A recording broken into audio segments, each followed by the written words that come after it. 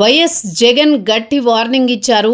CM Chandrababu లక్ష్యంగా హెచ్చరికలు జారీ చేశారు. 2029లో వచ్చేది మేమే అంటూ సవాల్ చేశారు.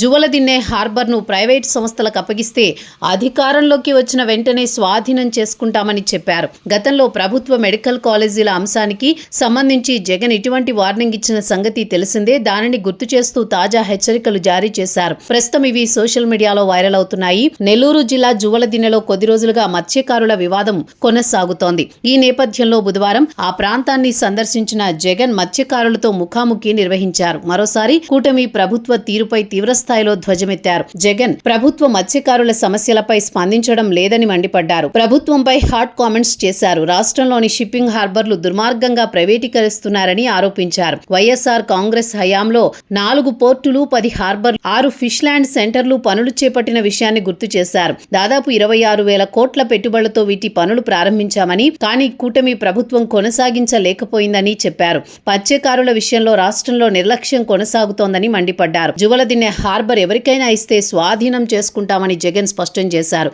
అసలు ఏడాదిన్నర కిందట జాతికి అంకితం చేసిన హార్బర్ను మత్స్యకారులకు ఎందుకు అందించలేదని మండిపడ్డారు. ఈ హార్బర్ను నమ్ముకుని 25,000 కుటుంబాలు బతుకుతున్నాయని గుర్తు చేశారు.